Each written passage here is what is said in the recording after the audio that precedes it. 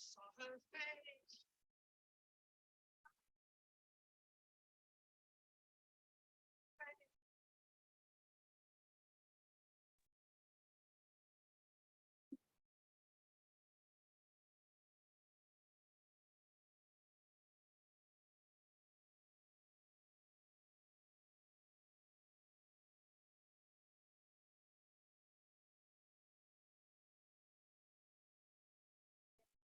saw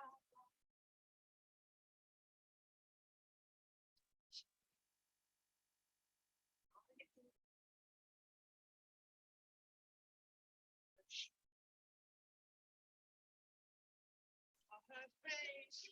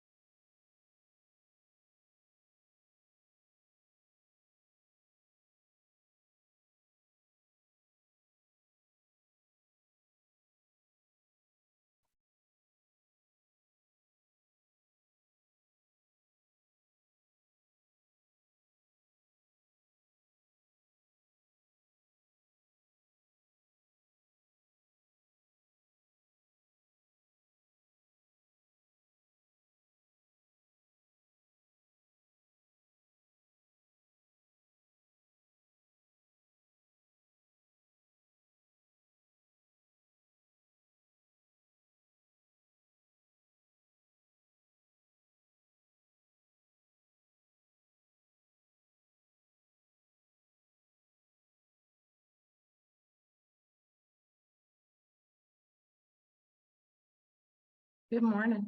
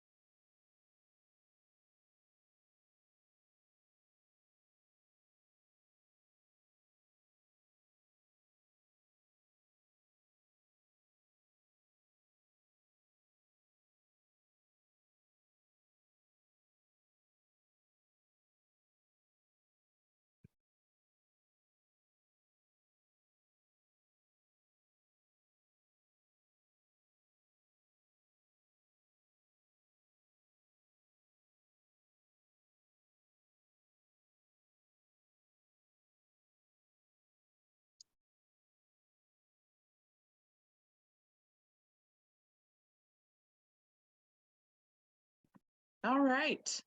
Well, good morning. I'd love to get started and see who we got on here this morning. Let's see if everybody's going to jump back in front of their camera, and hopefully we'll get a few more to learn a lot today, because it's what we're going over today is huge. And I think the biggest takeaway from today is that we're going to have a little bit better confidence running into having a listing. And so that's my goal, is for you to feel a little bit more prepared and a little bit more confident in how to navigate through receiving multiple offers on a listing. Sound good? Great. So our very own Melissa Griffin right there in the corner just had a listing come on the market, received multiple offers, and she's a full-time teacher. So she's been having a great time at school with her kids and trying to do real estate. So Melissa, why don't you just give us like a brief overview of your experience the last week? Okay, well, this house went on the market. What day was that? I don't even know. It was a Tuesday. And it was priced to sell. It's a foreclosure. And it was crazy. And there was a lot of phone calls, and there were a lot of texts, and there were a lot of emails and a lot of showings. And then I went and I did an open house last Saturday, just to get some traffic through there.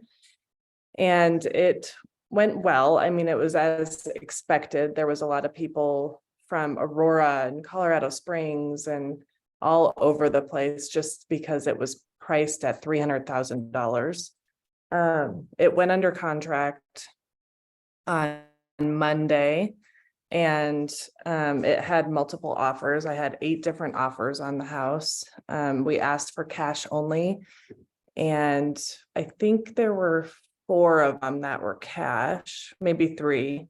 And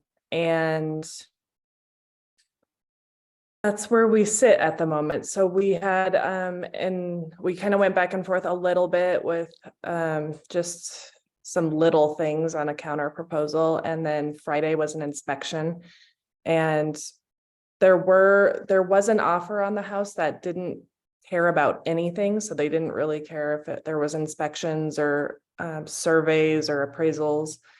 But that one did not go through. So this one, they wanted an inspection on the deal, and we came to a resolution. And so I think we're moving forward.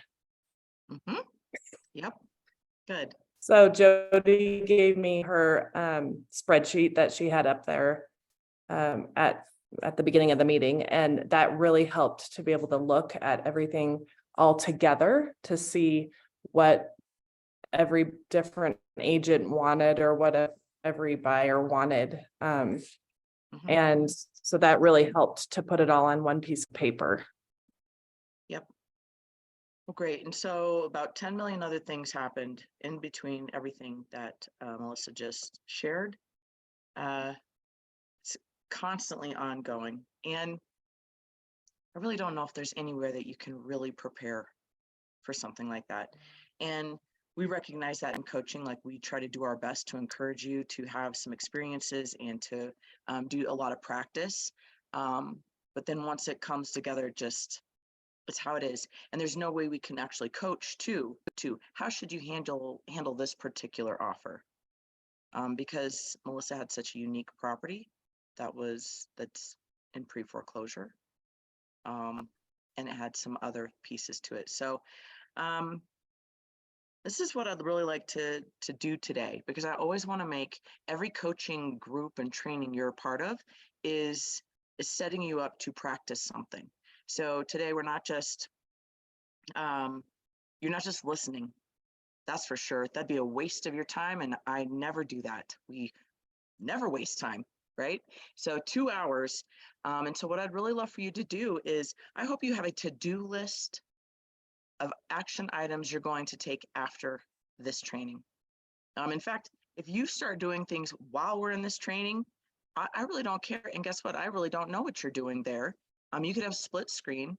And if you start to work on things, that should bring up questions. And as a coach, I know people are doing things, taking action, because you should have questions for us. So you should be calling your coach every week or going to a group every week so you can ask questions, because some of the practice you're doing triggers you. Does that make sense? Every week this should be happening. And that's how I know when my people on my team are working. So I'd love for you to have an action item or a to-do list of things that you're going to do. Oh,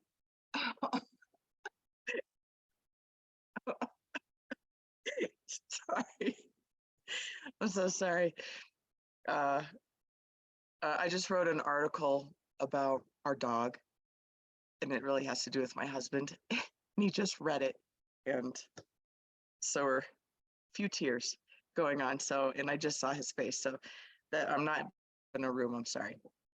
So, anyways, the first thing that you should do, if you haven't done already, is you should write an exclusive right to sell listing agreement. If you have not done that, that is something you have to do today. Have to. I can't even express to you how important that is. And so when we write an exclusive right to sell listing agreement, there's also another document that goes along with it that I think is paired perfectly with it, that we provide to the seller, right? So you've had an appointment, they've agreed to work with you. You said, great, let me, go back to my office. I'm going to clean up the exclusive right to sell listing agreement. I'm going to send you these documents. And so there's at least one that goes along with it. It's paired well with it. What do you think it is?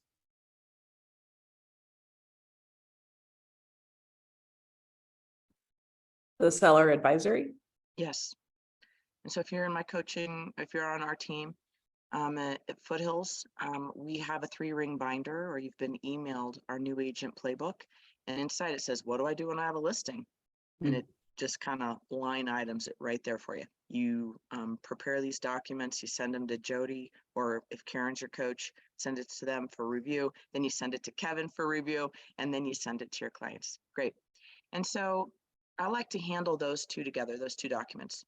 And then once they sign them, I know I'm working for them. I've already been working for them beforehand, right? Even to go on a listing appointment, what kind of things are you doing that indicate you're working for your client even before you go on the appointment? Tell me some things some information that you pull up before you go on the appointment. Pull up the property, pull up comps. Yeah. What else?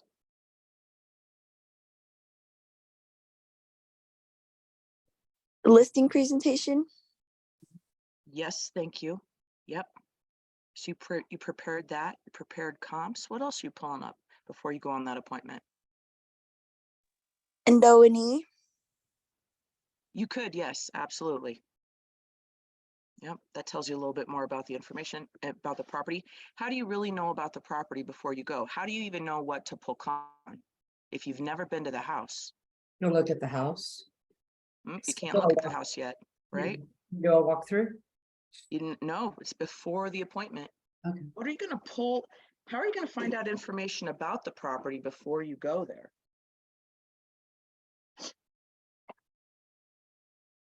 Tax records? Tax records, love it. We're on the same, we're getting closer. Yep. And where do you pull the tax records?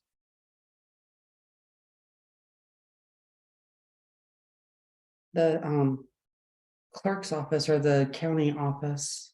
Yeah, With the everybody, property. you're going to the county assessor page.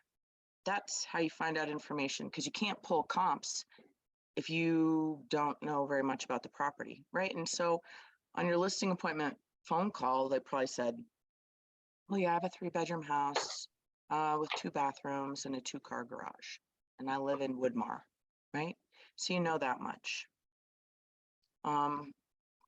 Like if you're gonna really try to pull some good comps before that appointment, you probably wanna know the square footage, and you might ask all these questions on the listing questionnaire at that phone call. But sometimes I've realized those phone calls go pretty quick. And I'm just like, great, I'd love to see you at the property. We'll schedule that appointment for 2 today or 5 tomorrow. What's better for you, right?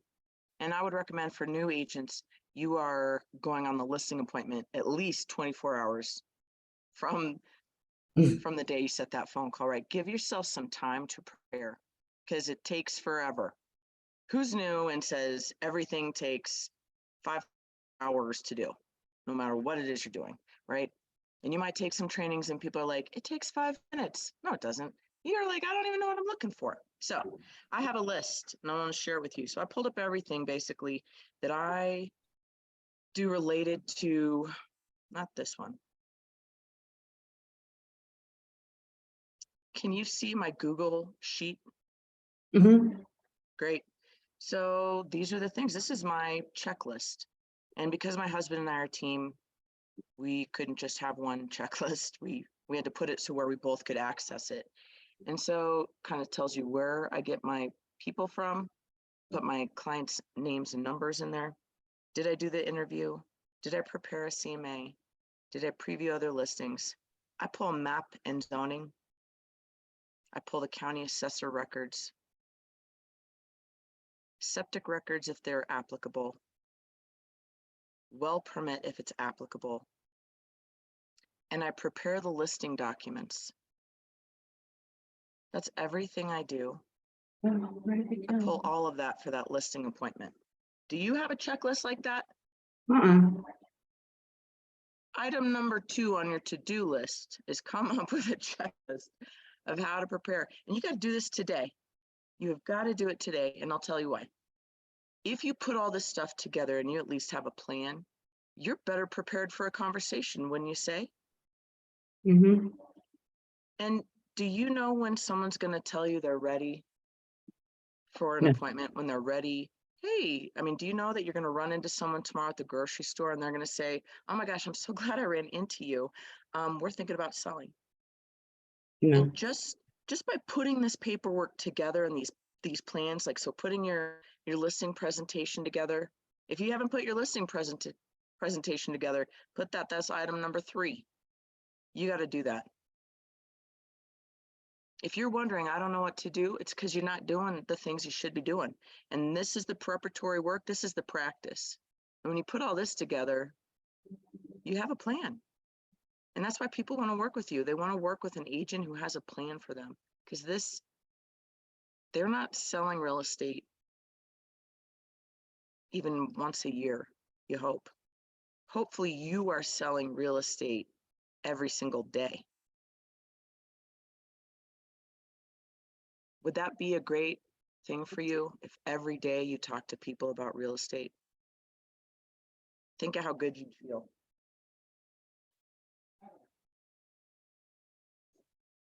All right. So I got all these things prepared. I put this in a file. I go on the appointment, right? We're shifting around a lot. Go on the appointment. They say, you know what, Jody, you're a rock star. We're ready to work with you. Fabulous. I'm so excited. Great. So I create the listing paperwork, right? I go into CTM. Well, actually, it's already created. Because What? you know what, go ahead, Deanna. No, I just said what? I've already created the listing paperwork before I go on the appointment because I'm going to print out the exclusive right to sell listing contract and I'm going to print out the seller advisory. I'm assuming they're working with me. And when I get to that appointment, what I really want to talk about is the contract. Right. And so that's a whole other class. So I'm just kind of ramping us up to talk about multiple offers today. Right. So I have this already written up because I'm assuming they're going to work with me. That is my assumption. When I go on the appointment, I'm assuming they're going to work with me. I'm prepared. I'm ready. I'm confident. I know I can do this. I know I can help people. Right. So there might be things I need to change, and that's okay. And so after the appointment, they say they want to work with me. I come home, I make the changes and edits that need to happen. Like they don't want their middle initials in, so I just put their first and last names. They end up telling me that I don't know. Oh yeah. I agree to do a 6% commission, and I agree to do a 5% commission if the broker brings the buyer or if the sellers bring the buyer. I'm always agreeable to that. And that's not going to happen very often, but they think that's a little give. They think that's a compromise if I'm going to have a 6% commission, and I'm thrilled with that. So I go and I make these changes. I email them to them. They sign them. They agree to work with me. I decide to send them also the other disclosures. And so hopefully you guys have a checklist of which disclosures are applicable to your listing and you send those on. Are we good so far? Great. Good. So then we got all that out there. I got the property listed. I have a listing launch plan. And that should be a part of your listing presentation. Right? When we put your house on the market, it's going to be fantastic in the best condition it can be for the time you want to spend on it. We're going to have professional photos. We're going to have all this. It's going to go coming soon this date, launch active this date. We're going to start showings this date. So you're going to have a lined up plan of, and I got to tell you, I have an idea in mind, but like Melissa's property, we'll go back to Melissa a little bit, is because Melissa's property was a foreclosure, time is pretty important. I can tell you, like, you got to get that thing on the market soon, right? And so maybe you're not going to go with your standard coming soon Monday, active Tuesday, showing start Saturday at my open house. Maybe you're going to be like, look, as soon as we got these pictures on, we're going to go active, right? And we're going to allow showings immediately because we know in Melissa's case, you know, she had like less than 2 months to sell this property, right? And that's why we priced it this way. It's the entire value of it. The photos, she didn't stage it, but she had it cleaned because it was disgusting. And she's laughing, but it's true, right? And she had this whole plan. And so it adjusts per the property and per your client. So I like to have a general idea in mind, and which is why I'd love for you to have that as part of your listing presentation. Good. So she goes on the market. She priced this sucker real low because it has to move. It has to move. Because why? Her seller can either go into foreclosure and have no money, or her seller can sell real quick and have a little bit of money and walk away and maybe be able to have a rental, and pay for a rental for the next year till he gets his stuff back together and figures his life out. I don't know if that'll happen. She's laughing because this is true. All true stories here. So And this is how you help people, right? Even when they're really not even capable of helping themselves at this point, this is why you hope people call you. This is why you want to work with people, is you can really help them. Because this guy's going to be in an awful spot if he just goes into foreclosure. And it's a shame because he's got equity in the house, right? So she puts it on super low. And she ends up getting 8 offers. So if you got 8 offers, would you even know where to start? That's where we're going to go right now. So she gets a lot of, she doesn't even get that many showings. She does it all through Broker Bay or Showing Time. And I believe you all use Broker Bay, right? So here's a fantastic Google Sheet. And actually it's an Excel form, but you can save it in Google Sheets, which is so fantastic for you. And it's going to be from Breakthrough Broker. So I want to show you that too. You all should be on Breakthrough Broker. I mean, this is a dynamic website. It offers free marketing, free lead gen, free all kinds of things to help real estate agents, right? I'm not sure how they make money, but I really don't care. And so they have all kinds of things. So you just go on breakthroughbroker.com. If you're in my market center, this is a website you should have jumped on already and taken a look at. It's one of the websites that I encourage you to become familiar with. They have all kinds of great little things. I mean, they even have a listing presentation. They got a business planning guide for you in your first year of real estate. I mean, they've got great stuff. So you get the, let's come back down to it. You get the multiple offer spreadsheet and it's just plug and play. And so Melissa put in her property address there. What I like to do, I've used this several times, is I put the buyer's last name, the buyer's agent's name, and the buyer's agent phone number. There's going to be multiple reasons you do this. One is when you have 8 offers and you're trying to make phone calls and go back and forth between which one's the best offer. It's clear right here which one's the best offer, the $5 million one, right? But it's not always clear, and you need to have conversations with these people. And the other thing I like to be aware of is, did I receive a lender letter? And if I did, I usually type in Cherry Creek. Whoops, I can't spell, but it doesn't matter. This sheet is only for you and your client, right? And I put in Steve, and I put in his number. So I want to have everything on one page, and I'm going to share this. I'm going to fill it with every single offer information so that my client can see everything kind of side by side. Are you good with that? Any questions about this so far? Great. Where do you get the information to auto-populate that?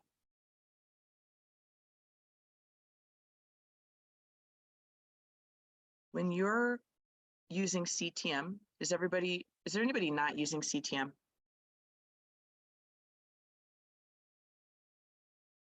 Okay, take your silences. We're on the same page. And the other agent, the buyer's broker, uses CTM. When they submit you an offer, so this is mine on Powhatan in Conifer. When I got the offers, this is what happened. The offer and the agent, they get their own little box that says they submitted an offer. So Shad was the agent. He submitted an offer on this listing. Heather did. Heather again.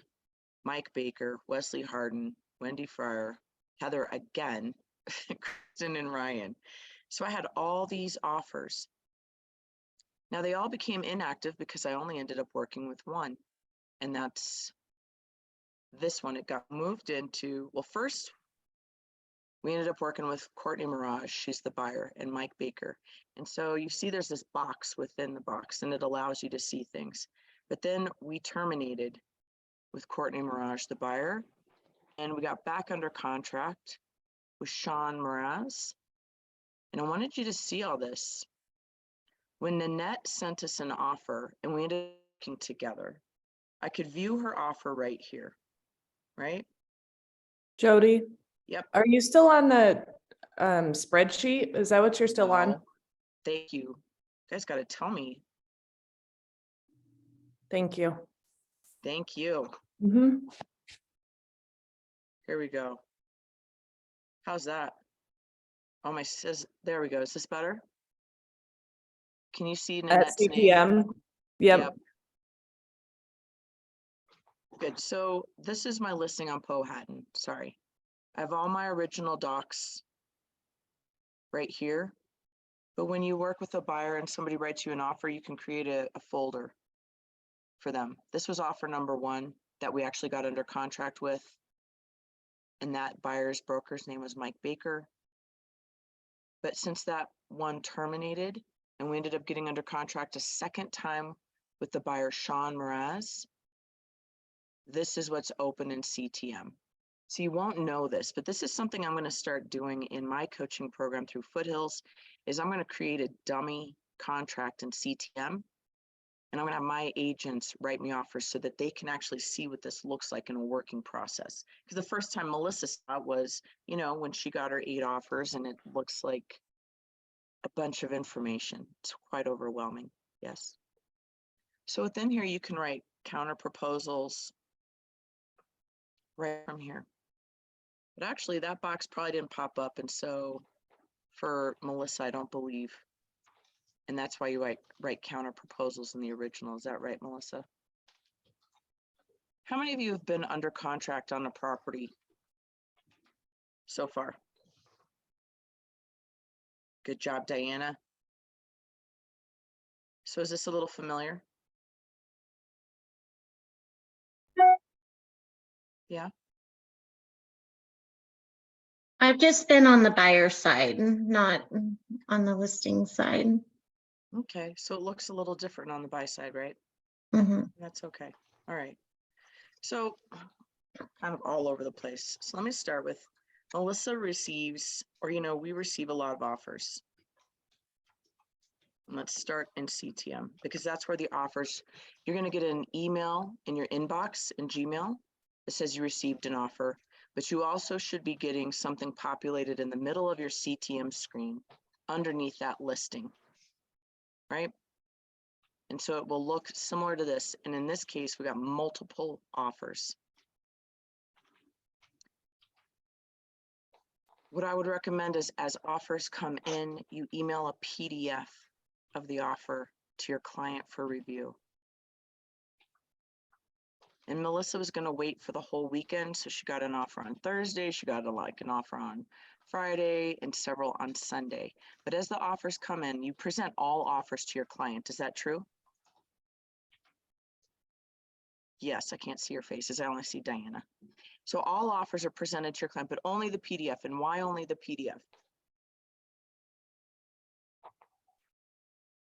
Because the other one is the editable version or it doesn't look the same.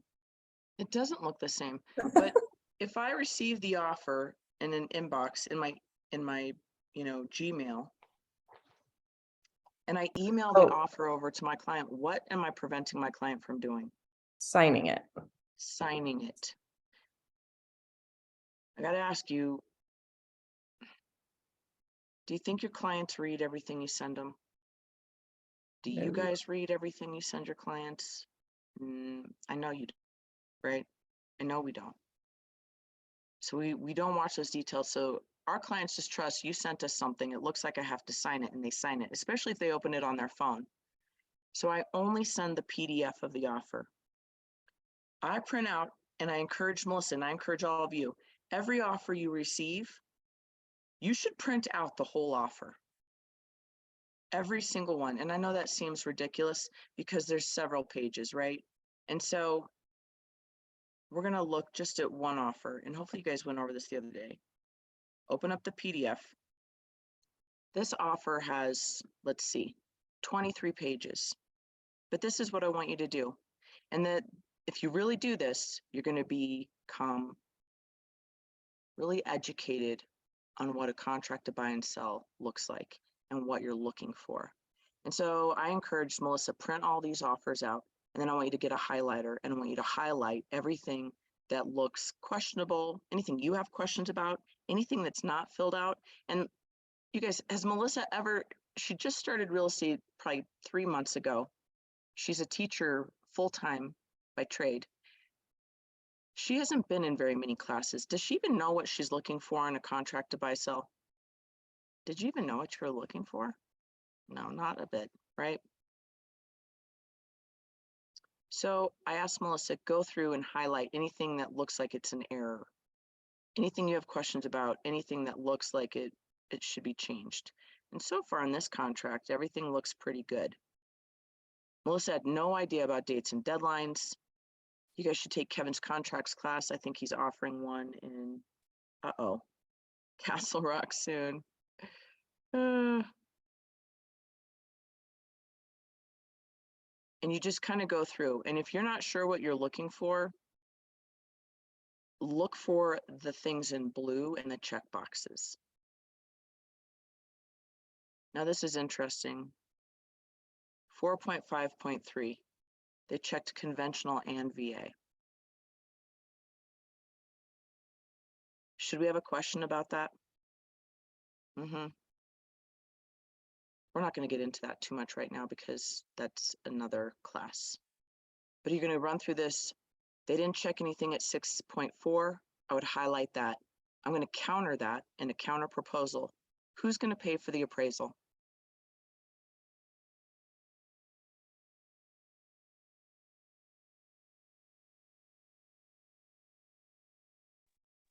Typically, that's the seller's cost, right? Well, The buyer. the buyer. And why the buyer? Buyer Yeah. benefits from the appraisal. He's the one who basically, or he or she's the one who really benefits from The the, buyer's working with the lender orders the appraisal, it's on the buy side. Now, if this was a really flipped market, could you ask the seller to pay for it? Yeah. Yeah, but if you don't close, I'm not sure how that's going to happen, what's going to really transpire. But the buyer is typically, so think about, let's split up in the contract. It's not really split up in the contract. Look, she didn't even check that box. Boy, I hope I countered this. Right? So you're going to go through and you're going to start checking boxes. And after a while, you should become familiar with, hey, this doesn't look right. This, or I have a question about this for Jody or Margaret, right? I want you to ask your coach. You should be asking your coach. And so you're going to take that information, those dates and deadlines, and you're going to populate the multiple offer spreadsheet. Everybody see it's loading. Everybody see the spreadsheet now? So you're going to take one offer at a time and you're going to load it here. And that's why I say you print it out. You're going to put all the information in there. Bless you, all the dates and deadlines, right? And hopefully the calculator on this sheet works and gives you the accurate numbers. If not, you're going to have to fix it yourself, right? But I like to put in other notes and anything else that might be applicable to this offer. Does that make sense? Okay. So Melissa goes through, she fills out all 8 of these, right?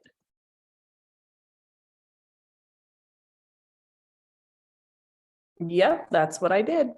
And great. So she has all offers submitted by Sunday night at 5 p.m. with a response time of Monday night at 5 p.m. You want to give yourself 24 hours when you receive multiple offers, or as much time as possible for you to collectively go through this with your client. And remember, I said, as these offers come in, you print them out, you review them, you email it to your client, the PDF. So hopefully your client has been reviewing these as they've come in.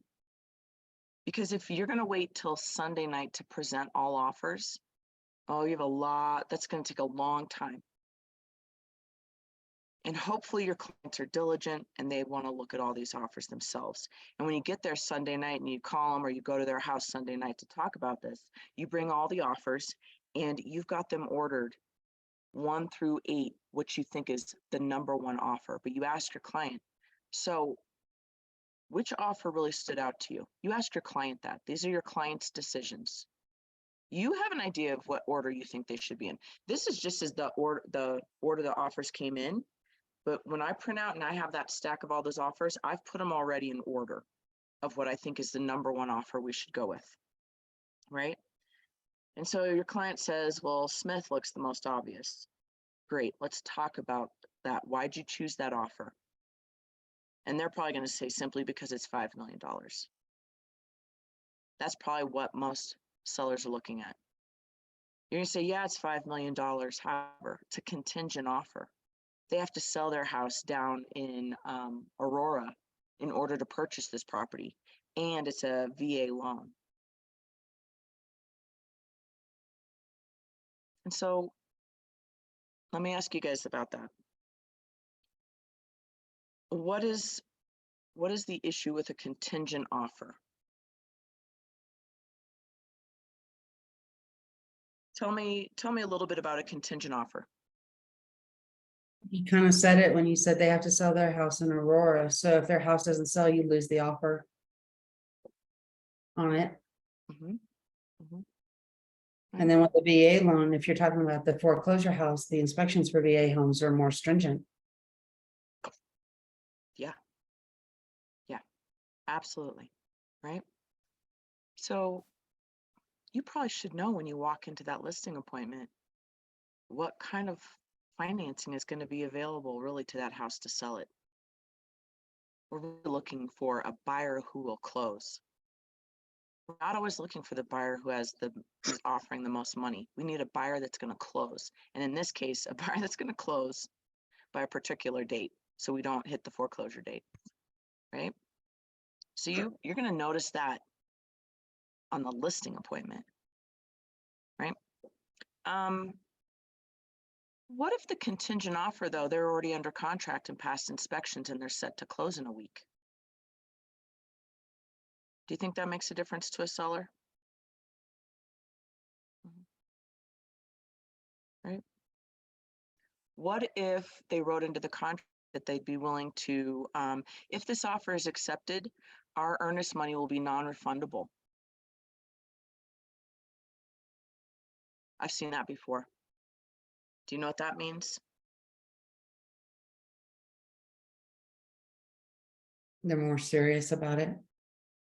If something falls off on their part, the earnest money stays with the seller.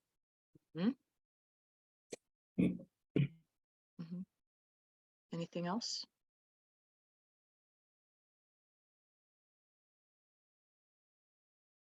No, So I have like, I don't know if it's an unrelated question to earnest money, but like, how do you determine what your earnest money should be for a listing? Like I have my first listing coming up soon, so I'm just getting my contract together. So I was just wondering how I base that earnest money. How'd you determine yours, Melissa?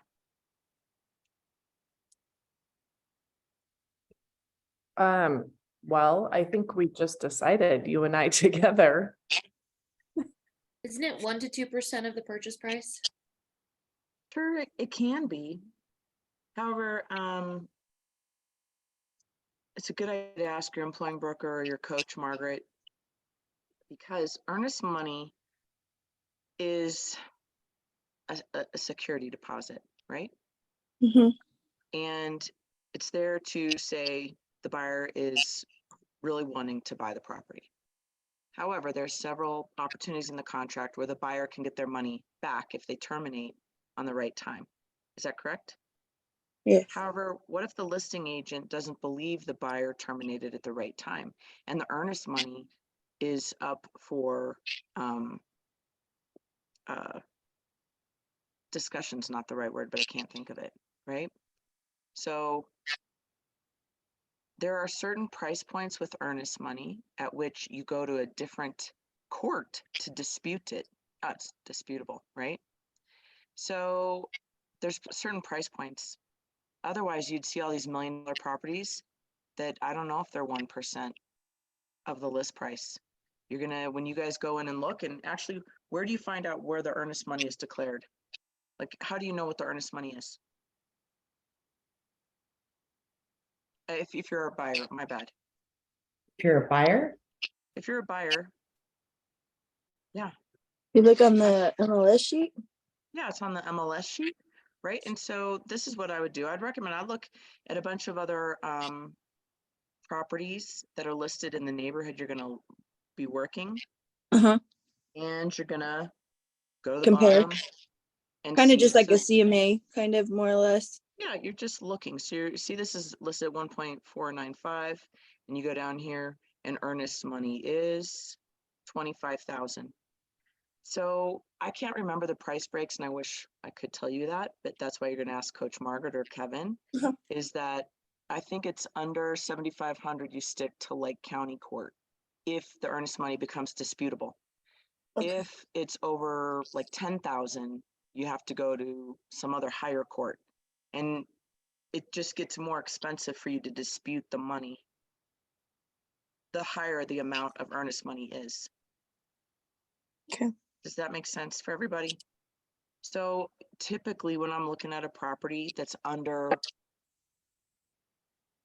750,000, I'm probably going to be like at 5,000 or 7,500. And you If said it's- at what price? Well, I mean, this is just for me and it doesn't matter, but like under 750,000, I'm probably not, yeah, I'm probably gonna go to 7,500 or less, right? What? And so Melissa's listing was at 300,000, so we put $5,000 earnest money. Makes sense. So, but you want to be cautious in case there's any issue, and there's hardly any issue, let me tell you that. There's hardly any time that earnest money is disputed, but when it is, what kind of heartache are you going to put your client through, and how much money are they going to pay to fight for that earnest money back? It doesn't, it's not that fun. So, something to think about. Good question. All right. Any questions so far? Great. So let's go back to this. Right? So you're going over with your client, great. You want to go with offer 2. Well, let me pull up that whole entire offer and let's go through it. If that's the offer your client wants to review, then you're going to go through that entire offer. The thing for you is when you've decided which offer you think is the best, you should probably consult your coach and say, hey, this is the offer that I think is the best, and I'll tell you why. And then you and your coach can go over it line for line, and your coach can figure out, hey, did you see this? Did you see this whole conditional loan sale? Like, and they didn't even put anything in additional provisions that describes, hey, if we don't have this property sold in the next 2 weeks, we'll let you go back on the market. Or if we don't have this property sold in the next 2 weeks, our earnest money will be non-refundable.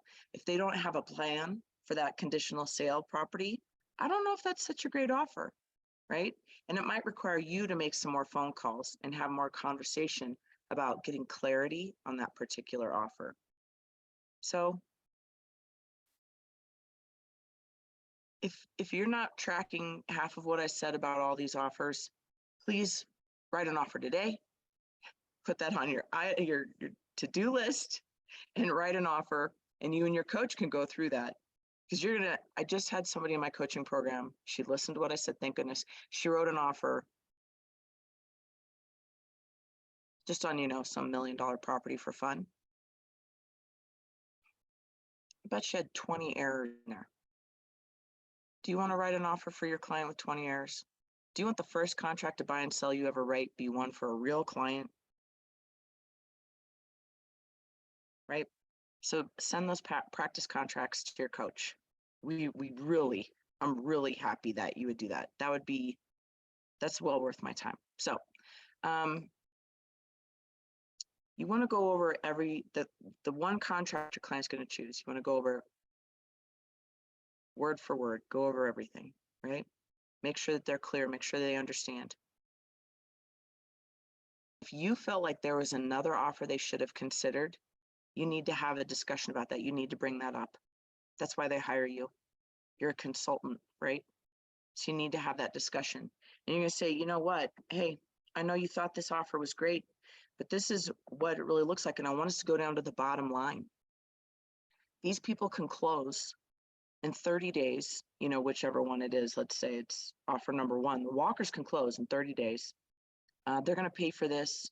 They do want your fire pit and your washer and dryer, but you're moving to Oklahoma, so it doesn't matter. You can buy a new one there. That's just something that you don't have to move. But it looks like it's going to be, they're going to close. They have a conventional loan, you know, and you're going to go over all these other things. And I spoke to their lender. It's a preferred lender. They've worked with this lender before, yada, yada, yada, right? And so it's still your client decision. And so Melissa, can I ask you a couple? Oh, she left. Let's go to Diana then, since Diana had a buyer. Diana, what was your experience? Did the listing agent ever call you about your offer you submitted? Yes, What did several they times. ask you? Trying to think. Well, they were asking, basically, if that, you know, well, she called, and once we submitted the offer, she was like, she gave me, some information that would help me to resubmit the offer, you know, and I don't know if that's typically, if that's a good thing or, Were there multiple offers? yeah. And so sometimes listing agents, if they like you or if they think you have the best offer, they might give you some helpful information on how to write the best offer to win. Yeah, Yeah. that's what she was doing. She was, because they wanted a quick close, and it was a cash offer. And so she was like, you're almost there, go up a little, and it's an odd number. So I was like, okay, Great, yeah. right? And a good buyer's agent is going to just be straightforward. What is it going to take for my client to win this property? Can you tell me the number, right? Yeah, And so depending on how you're working and representing your seller, you may or may not just tell somebody the number, or you might be like what Diana experienced. Great. Mhm. So Diana, she had you rewrite your offer. She didn't even counter you. no, yeah. She Mm. just, there were, once she got all the offers in, because I sent it over, because they weren't, you had to have it in by Monday at 8, and then they were going to make their decision by 5. So I had the contract to her Sunday, and she was like, contact me Sunday evening and we'll see if, you know, if you need to change it up. Okay. So yeah, she didn't ever submit that offer, the Okay. first one. Good rule of thumb is you present all offers to your client as they come in, Mhm. right? In a PDF. This is what I would recommend. This is good practice, right? Best practice, right?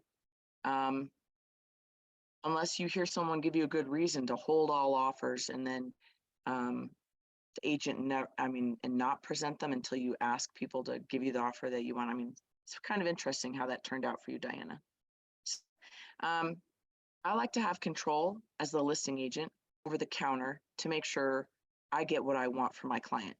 So I don't want, no offense to Diana, I don't want Diana to write another offer, because what if she submits another offer? I had her go through all of that and her client signed it, and it's still not exactly what I wanted because she misunderstood what I asked. Why wouldn't I just not counter it? Be clear, ask for everything I want, have my client sign it, I put it back to them.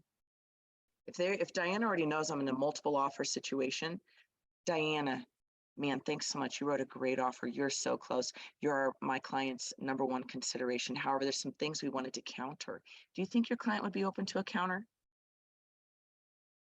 Yeah. And she's like, yes, I want to win. Yeah, oh, great. Well, good. Well, we wanted to counter you a little bit on price. We ended up receiving 8 offers in total.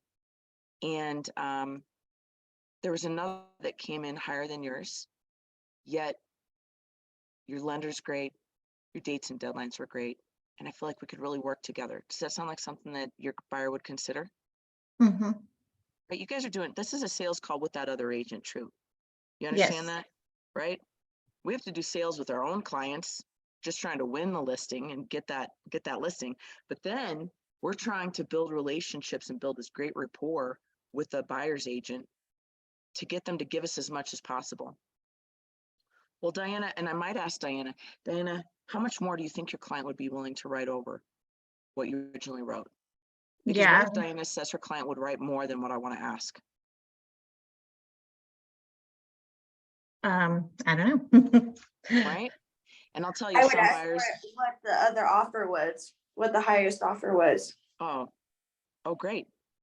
Well, the other highest offer in regard to Sue was 360. And Diana's offer was probably only around 315. That's great. Do you have any other contingencies on that offer? Nope, it's a conventional loan. Because should somebody ask me to present the offer to them? Right, as proof? Yeah. Yeah, you're on the right track. I like it, right? However, not all agents will, because they just want to win, either because they want to get some business or their buyers lost out 7 times and their buyer's like, I'm going to be homeless. I need to have this house. And all I'm doing is asking, Diana, what's the highest you think your client will come up to? And hopefully Diana will say the number I like. And if she doesn't say the number I like, then I'll say, would you at least come up to 325? But I do want to drop the 360, because what if she came up to 360?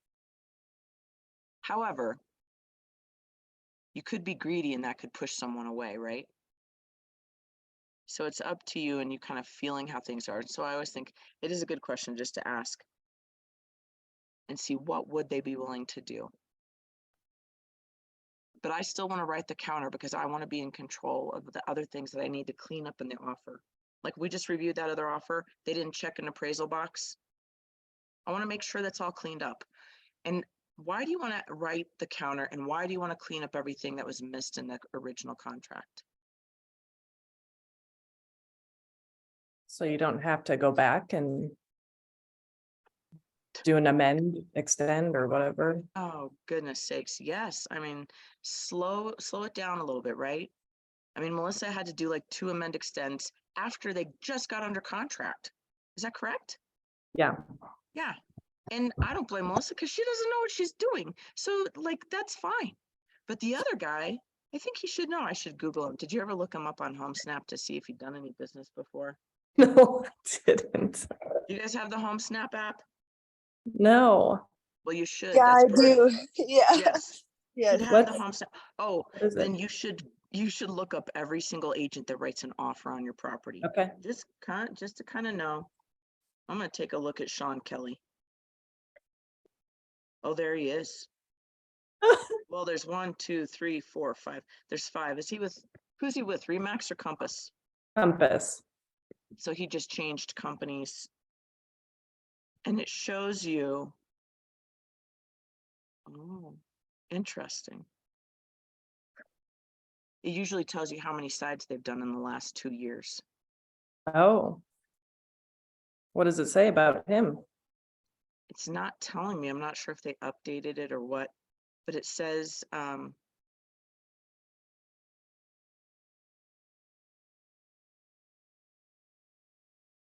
doesn't show he's under contract, but it can't show he's under contract on the buy side because it only picks it up when it's closed.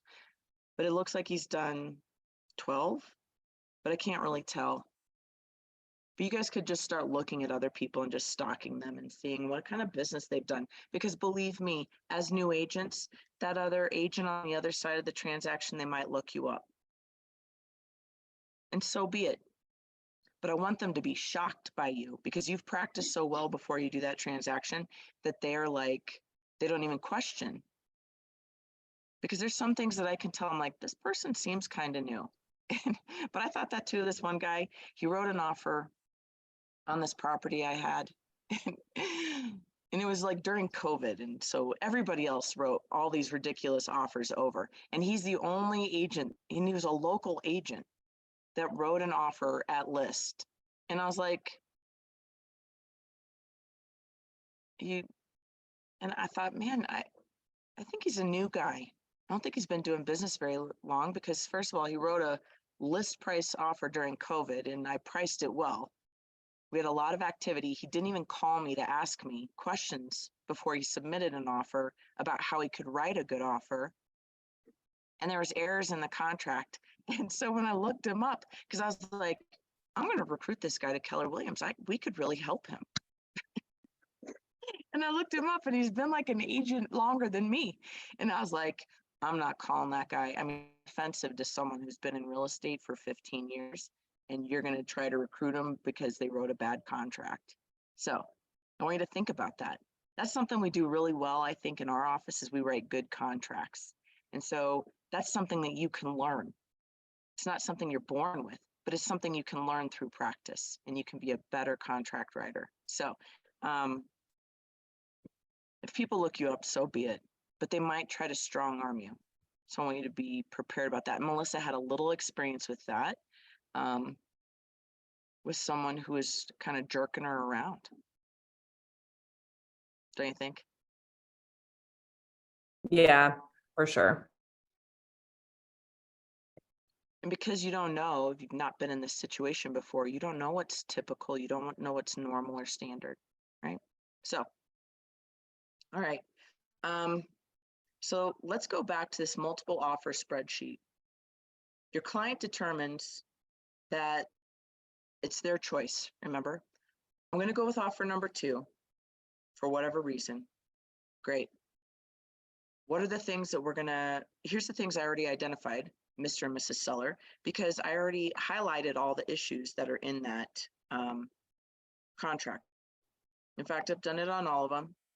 We'll try to get rid of some of these, right? So we decide we're going to write a counter proposal. And so when I want to write a counter proposal, I receive this offer from Nanette. She's the agent. But this whole box that you see with Nanette, this whole box in here is not in here yet until we sync up through CTM. Does that make sense? I know you see it now, but it's because we had already connected.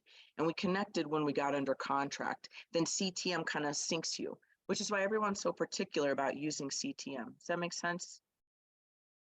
Now, some people use DocuSign, and it doesn't matter what they use. If you're using CTM, you're probably not going to sync up, but it doesn't matter. You can still work through the process. So we get this offer. My client says, hey, I want to counter Nanette. So I go on to create a new contract for this property. I scroll down. I find create a counter proposal. I do that. This is the date I'm writing the counter proposal, but I have to go back to the contract and the date at the top right corner of the contract that Nanette sent me, right? So I go back to the offer that Nanette, whoops, got to go back to Nanette's thing because this is the one I'm going to counter, right? So I go to Nanette's offer and the date on her contract to me is 3/2/2023, right? 3/2. That's the date that goes in there. And this isn't syncing up because we're not synced up yet. So I'd have to copy, I don't know what I can't remember their names, but let's say these were their names. You have to write them in there as they are on the contract. Sorry, here's their names, right? So you would just take this, copy that, you put it in here. So it'd be Tina and whatever his name was, and they're different names. So, right? So you'd put their names in there. It already pre-populates the legal, the address. Now, if I'm not going to change any of the dates and deadlines, I click this box to remove dates and deadlines. But if I'm going to change dates and deadlines because things didn't work out for me, I need to select this so there's no changes and then only change the dates I wanted to. And then you got to put in the date that you want and address it that way. Say that's the only one, and maybe closing. I wanted to move to 29th. Make sure you uncheck that box, right? So it comes into play. Then if I'm going to change the purchase price to $550, you got to keep the earnest money the same typically, right? I'm going to go back to the original offer to see what they offered in their new loan, because their new loan is really what they want to do with the new loan. So I'm either hoping the new loan goes up or the cash at closing goes. What's the cash at closing? Does everybody know what that is?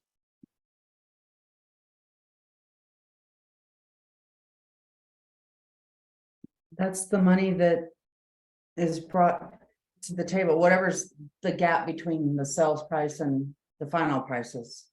Right. So if they're getting a loan for that much, then it means they got to bring 1,400, whatever, 142,500, right? So you want this to balance out. Does that make sense? And you, as you noticed, you don't put any commas, and it tells you here, no commas, no dots. Good. It should all balance out. And this is probably, when I'm writing this counter, I know this is probably going to work because I've probably already talked to the agent on the other side. Hey, we're going to write you a counter. We're going to counter a couple dates and deadlines. But also, you know, we want you guys to come in at 550. Good, great. And then if there's any other changes, like I had to clean up the section for the appraisal, I'm going to go all the way back down to wherever it says, well, and I've probably clarified this, section 4.5. And what my client, what the buyer's agent would have said is, you know, we can do conventional or we can do VA. We qualify for both, but I think we're going to get a better rate with VA. But we didn't want that to count us out if you were insistent on the conventional. And I said, no, on the particular property, Powhatan, this house was tight. It was in great shape. And I was like, no, you know, let your buyer get the VA benefits. Go for it. But hey, Nan, I'm going to counter you though, and I'm going to clean up the contract. And section 6.4, I'm going to go in.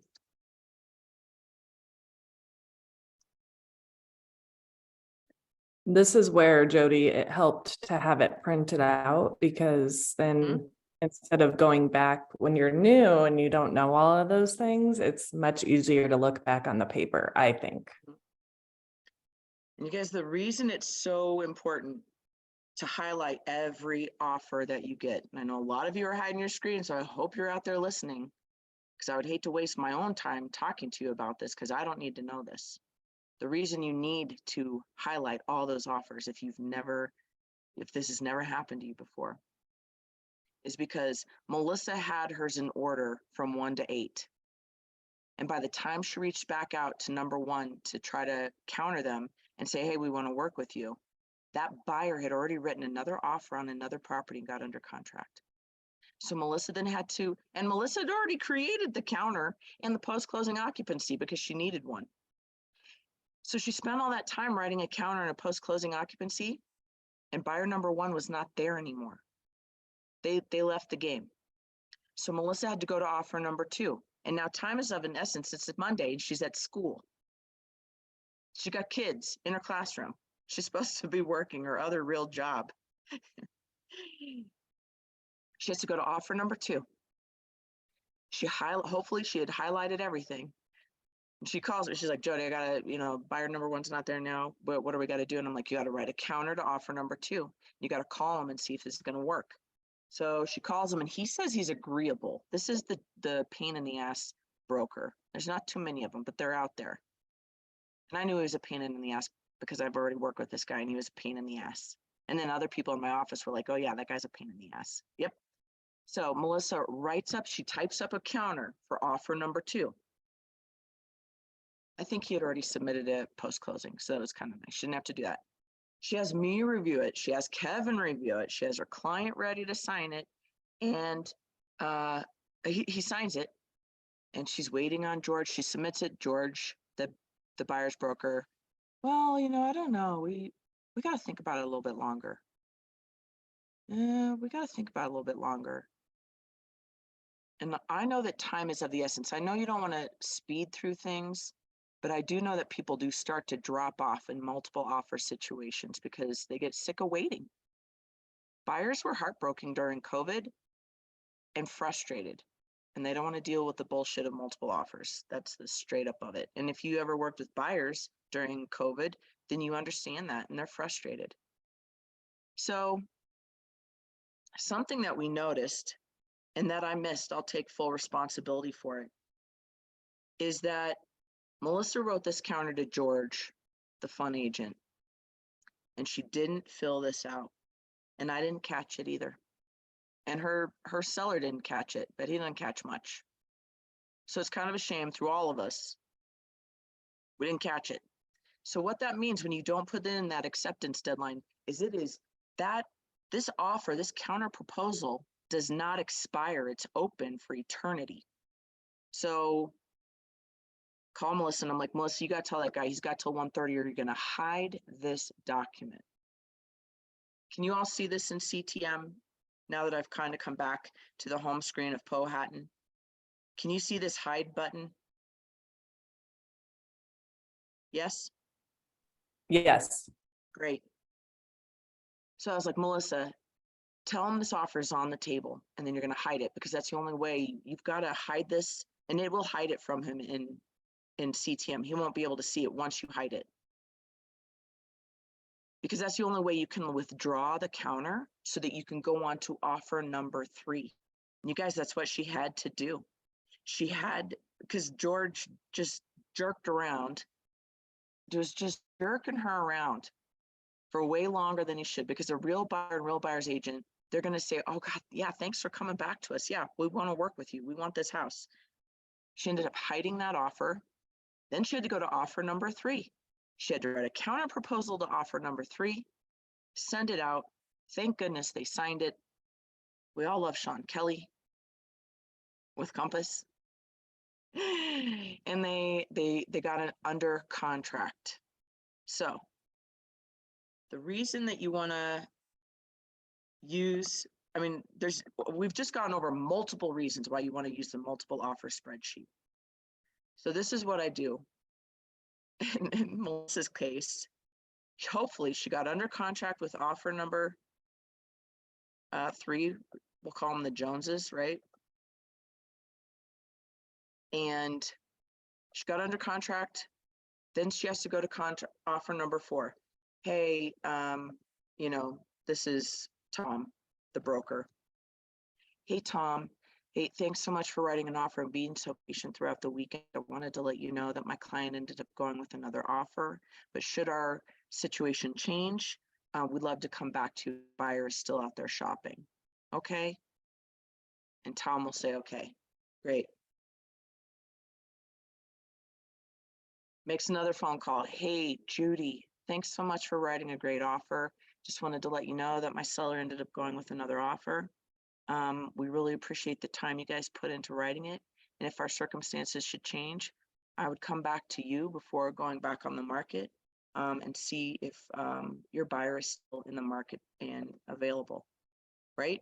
You want to create goodwill and reach out to all of those other agents that submitted offers.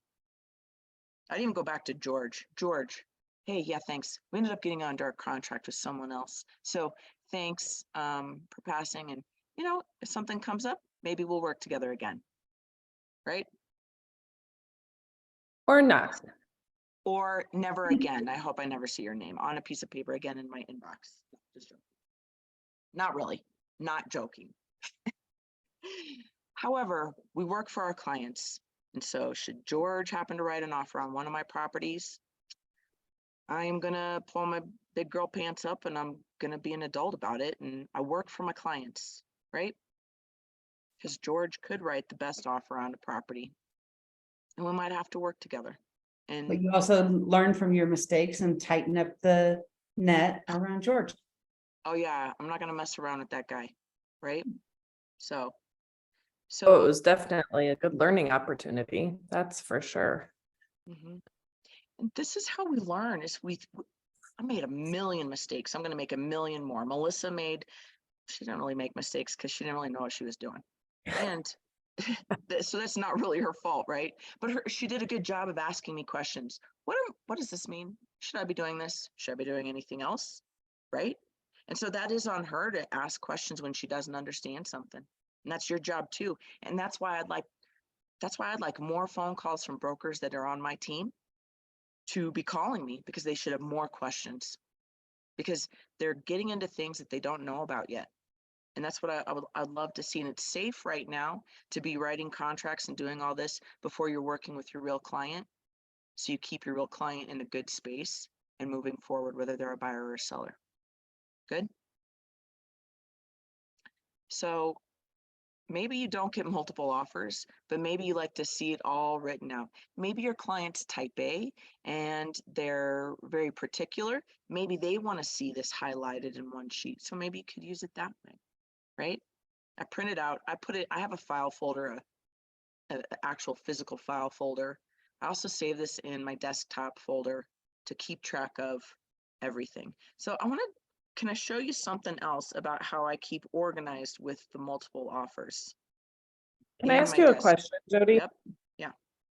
So like on a normal property, because this one was so different, there's not usually like a deadline of when you are going to accept offers, right?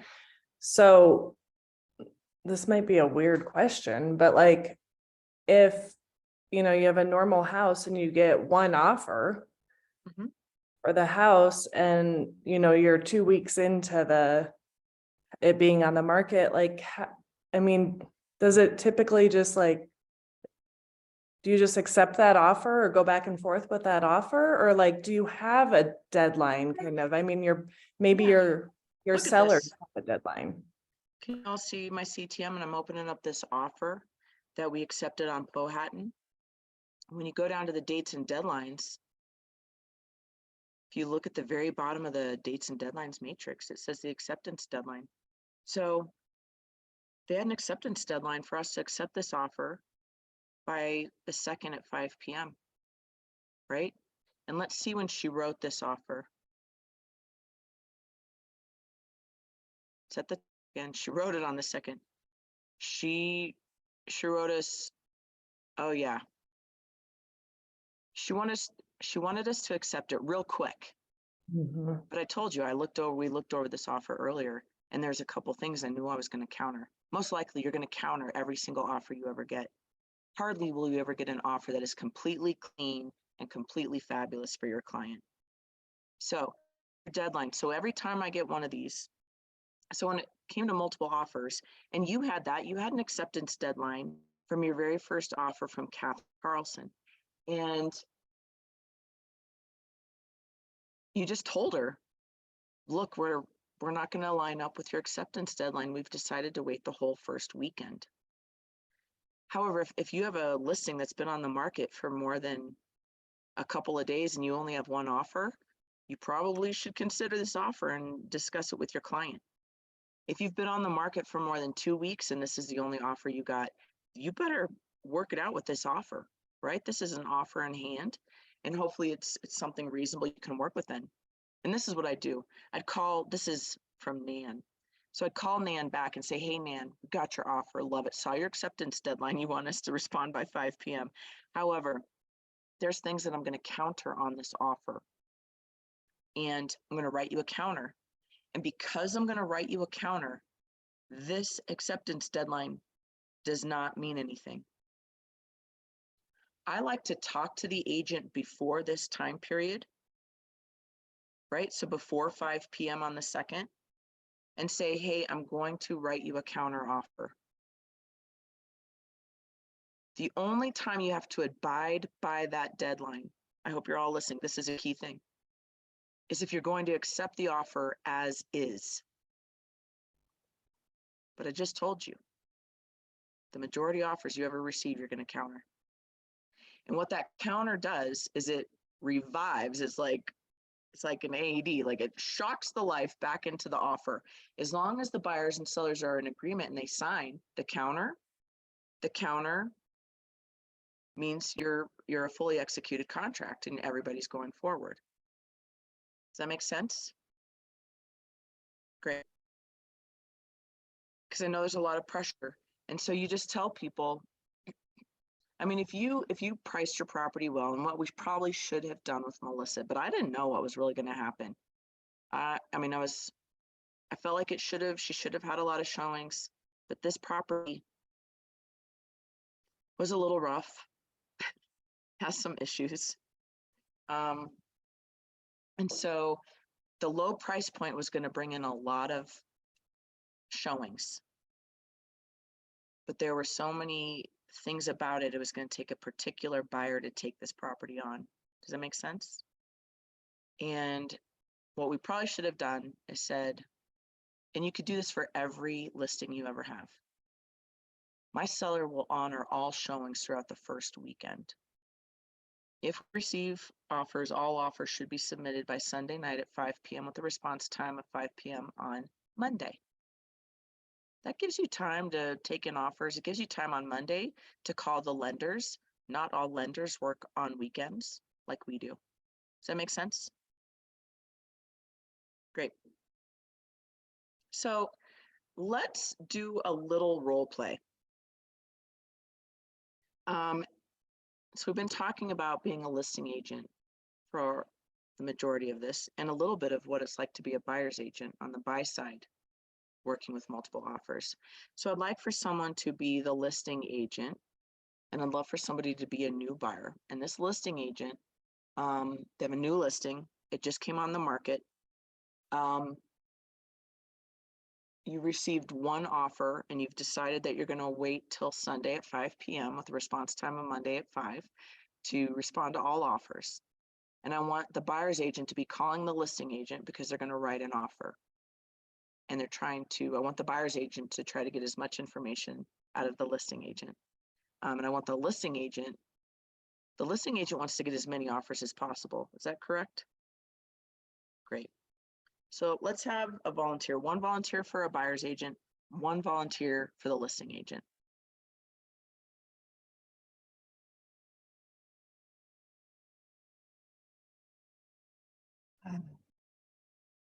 Okay.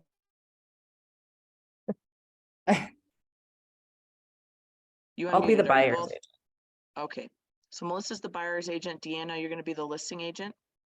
Oh, sure. Well, you unmuted, so I figured that's fair game. Sound good? Okay. That'll Good. teach me. Yes, great. Okay, so this is just like a 3-minute conversation. We're gonna go for 3 minutes. And Melissa, you're gonna call Deanna. Okay. Hi, Deanna. This is Melissa with Keller Williams. How are you today? I'm good. How are you doing today? Thanks. So I brought some buyers to your house that you have listed. And I just had a couple of questions for you. Okay. Let's see. I see this house is priced to sell. Yes. Is there anything wrong with this house that you know of? No, there's not actually. In fact, the sellers, about 1.5 to 2 years ago, there was a big hailstorm that came through. They just put a new roof on the house. The boiler, they updated that just about 1 year ago. So those were some big items that they had that occurred, but they've addressed all of those issues. And there doesn't seem to be anything else wrong with the house at this time. Wonderful. So this house should qualify for a conventional loan. Yeah, it should with no problems. And how quickly is your seller looking to make a decision? They're getting ready to relocate. They're actually packing up and as we speak. So they're ready to take a look at any reasonable offers that come through. Fantastic. So I'm looking at presenting I'm looking at putting together an offer Okay. for my buyer, and you should see that in your inbox shortly. Okay, so as soon as I get that, I'll look it over, and I'll present it to the sellers. And if we have any questions, I'll let you know. And I will give them like 24 hours to review it. See if anything else comes in, because I've had a couple other people who have reached out to me too, saying they're gonna write up an offer. But I have not seen them yet. Okay, great. That sounds great. Thank you so much for your time. Sandy, I'll look forward to seeing your paperwork. Thank you. All right, you have a great day. You too. Bye-bye. Okay. Jody, I have a question now that that just came up. So, we were talking about like how, like, do you tell people what your other offers are, or like I had asked you that last week, and basically you just told me, no, you don't have to tell them anything. You can tell them you have 8 offers, but you don't have to say, what they are. Mhm. That's not really a question. It was just basically stating, because Other I think that people, sometimes people, pressure you into it, and they're like, well, how could my offer not have been good enough? Or, I offered 365, and, so it's like you get into that position and you don't know what to say. well, after the fact, like, right, when you call everybody and you tell them, hey, we didn't accept your offer, you could say, look, your offer was at 360, which was fantastic, but you wrote a USDA loan, or you have an FHA loan, and this house isn't Yeah. going to qualify. It's apparent, my client needs to sell this house, and yours was the best number, but it's not the best offer. The best offer is the one that closes.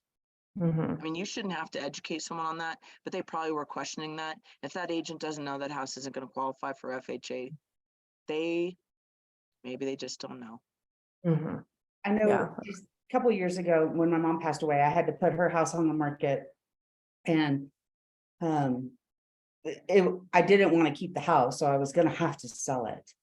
And at that time, I had an offer come in. It was at asking. Right after that, and before I even had a chance to look at, another offer came in at 20,000 over asking, and then I had another offer that came in that wanted a VA loan. I knew the house wasn't gonna pass a VA appraisal. Mhm. And so that one was like out of the park to start Yeah. with. And my seller's agent reached back out to the first offer and said, I got a second offer, 20,000 over yours. And he goes, but I offered first. And she goes, but she hasn't accepted anything yet. Mhm. And so he upped it 25 Yep. to put it in there. And so that was the one I went with. But he's like, but Mhm. I offered first. And she's like, but she hasn't accepted anything. And I tell my sellers, hey, I really like to go back to the first offer, since they're the ones that kind of trigger everything. And so I like to go back to them if we've chosen another offer that we think is the prime one, and see if they can match it. Mhm. And I give them that benefit. And so I like to say that, and I like to say that at the very beginning before I have any, when I feel like there's a bunch of buzz going around, but nobody. You froze? We lost you.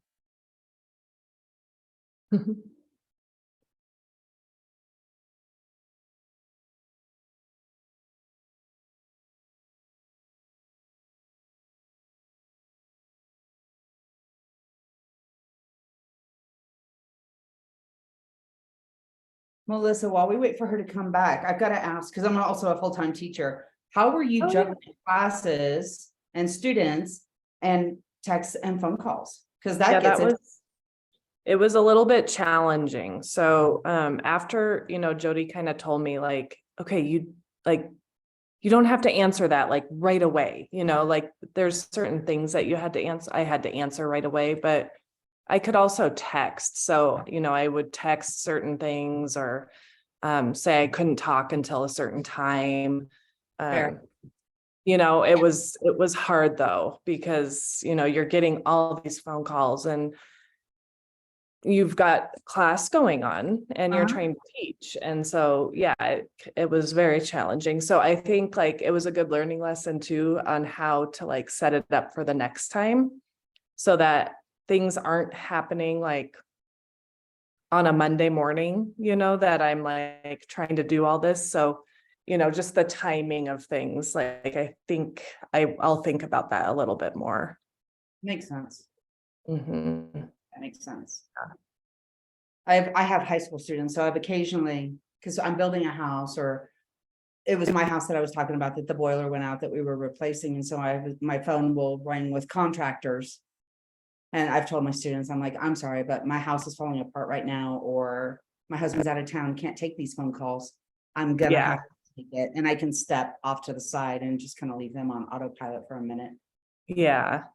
Yeah, and I used to teach kindergarten, but now I teach second grade. So it's easier to, if they're busy doing something, I can quickly like answer a text or check to see if something came through on my email or and I think it'll get easier as it, goes on, but I hope to like at some point not teach anymore. I'd like to do this. I So would like to not teach too, but I still need a paycheck right now.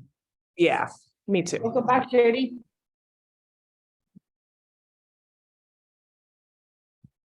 You're muted.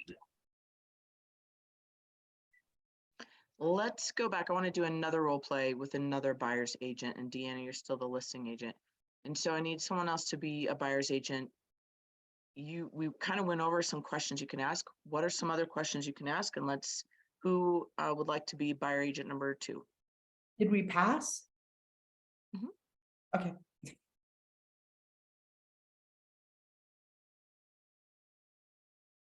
Because I think there's some other questions you could ask still.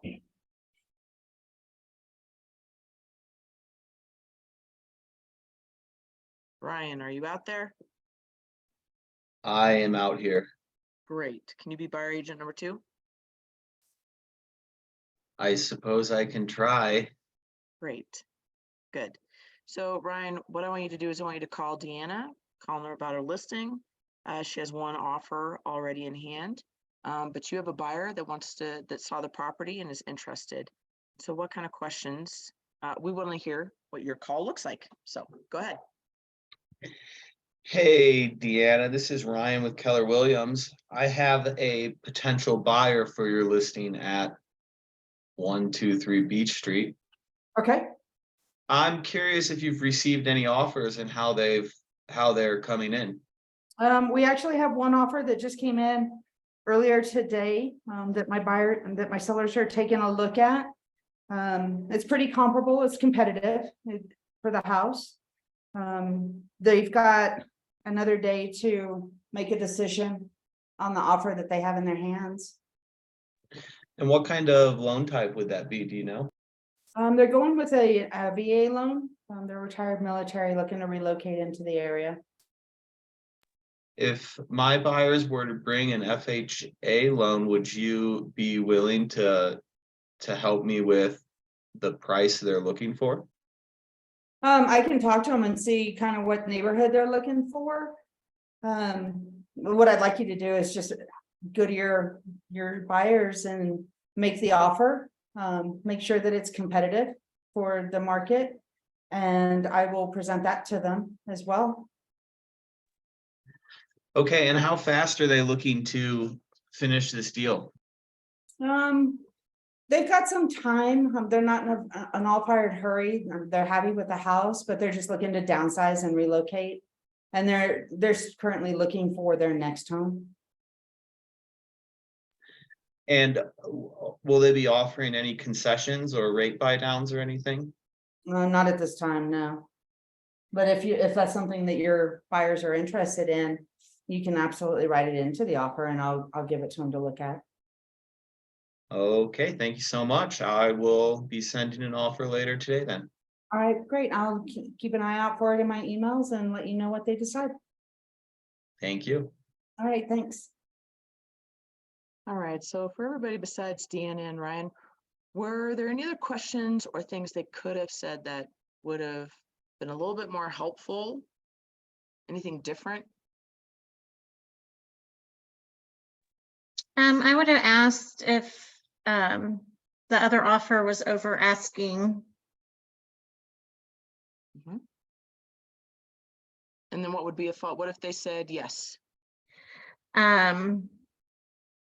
Well, is it a lot over asking or, Mhm. Mhm. I don't know, would you ask if, it would appraise at what they have offered, or Ooh, if it was, good. Well, could you just simply ask, is there any appraisal gap coverage, okay, right? And so then that puts it back to Deanna, like how much is she actually going to tell you about an offer? Right? I feel like I was holding cards really close to my chest because I don't want to give up Mhm. everything that's there. I said it was a fair offer, a competitive offer. But that could mean anything. I could say Mhm. that too. And I could have a below list offer, right? Mm-hmm. So what if you did have a purchase contract, right? A contract to buy and sell. That was only $5,000 over. Oh, let's say it was $20,000 over, but no appraisal gap coverage. Do you think you'd want to tell that next buyer agent? We'd love some appraisal gap coverage if you're going to write over. Right? What would make that first offer even better? Appraisal gap coverage. Especially if you're not sure it's going to appraise.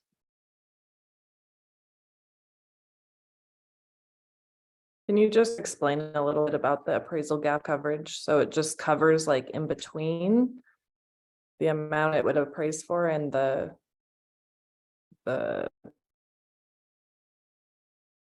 offer?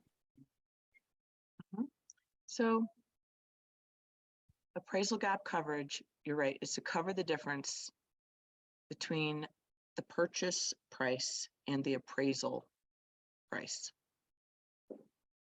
And so sometimes people offer full appraisal gap coverage, right? Let's say simply they wrote $10,000 over the list price and they offered $10,000 appraisal gap coverage. Some offers will write in additional provisions in the contract to buy sell, which is section 29. They'll write full appraisal gap coverage. So no matter what. So even if they wrote an escalation clause that went over that they're going to, no matter what, they're going to cover the difference between the purchase price and the appraisal price. Now, when the appraiser goes out there, does the appraiser know the purchase price? No. They do. Yes, they do. They know exactly the number they're supposed to hit. They do. They have the contract in hand. And if there's a counter, they have the counter in hand. So the appraiser knows exactly what they're supposed to get. So if the house appraised at 700, but the offer was for 800 and they did a full appraisal gap coverage, they would pay 800. They'd have $100,000 appraisal gap. That means they bring $100,000 extra cash to close. So during COVID, I had a listing that went on for $850. Our winning offer was $952, right? And they offered full appraisal gap coverage. And so I had to ask,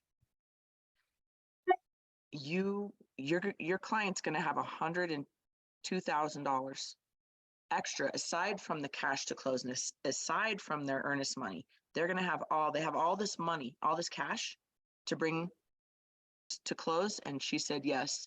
And I said, I'd like to see proof of funds. Not only do I want to see a lender letter, I want to see proof of funds that you actually have this cash. That's a lot. Now that's not really I mean, it's still actually, I've heard of it just happening not too long ago, but that was the craziness we were seeing during COVID. and the desperation. So I guess I would ask, why would somebody do that? Why would they want to pay more than what the house is worth or appraised at? Especially like that. mhm. And the house didn't appraise, but it came in at like, it came in at something. It came in over list, which was 850, but it came in under 952. And so they had the cash, and so they just paid the difference. Why was that happening last year? Why would anybody pay more than the appraised value? Well, some of those houses, they were hard to get, right? Or they were hard to win. So people, if they had the cash, then they needed a place to live. Mhm. They So if went you guys for look- it. Yeah, if you guys look at stats, right? And so I'm in a top producers group with Kevin and other top producers at our office. And yesterday we were just talking about what's going on in the market. How many new listings come on the market and how many closed properties go on the market? And if you look in your primary town that you live or the place you really want to work, and you look over the last 5 years of what the new listings and the closings were, you're going to see that the closings exceeded the listings. There was no listings. People were desperate to find a property. They moved here for work. They got divorced and they had to move. And then the only things they could buy were properties that had multiple offers on them. And if you have the cash is king, and you can purchase a property. And so it really is so detrimental to people who don't have the cash, who only have VA and FHA loan financing, that they are really pushed to the bottom. And it creates that great disparity between, right, the haves and have-nots. And like, if you've got cash, you can win a property. And people were so desperate to live in a particular neighborhood, and that's the cost at that time for those homes. No. I mean, Right. I had to pay over 100 asking for the home I just bought back in March, last March. And if you're going to live there for more than 7 years, Hmm. it'll probably be okay. Yeah. Well, thankfully, I kind of drove the prices up because there's been 2 that have sold for, the same amount I bought for. And Uh, right, and even if you brought that cash, did you get a good interest rate? No, I pay cash. So she paid cash so she could win. So there's an advantage of that. But even if, people were financing, they had such low interest rates last year, you're still probably fine. It really only affects people who don't have any cash, who are first-time home buyers, who don't have parents or somebody to help them leverage and win. And so let's switch to the buy side. When you're the buyer, there's so many things that you can write into a contract to win. And they're not always based on price, right? Because we could be talking about a $500,000 property right now that we're looking at, people are writing over 5, 10, 15, 20,000. So, right, but if you have that full appraisal coverage, that might be the kicker that beats out someone who came in at 550 FHA loan, right? And same thing for Melissa. We're talking a little early about this because it's not closed yet, but right, if you have a cash offer that's going to can close in 2 weeks, that's a better offer than 360 FHA that might not even get through financing. It'll probably appraise because she offered it so low, it's probably going to appraise, but the conditions of the appraisal are what's going to kill it, right? Because there's conditional issues with that house. And so that's when you go to that listing appointment, you are sizing this house up. You think you're going there to be interviewed.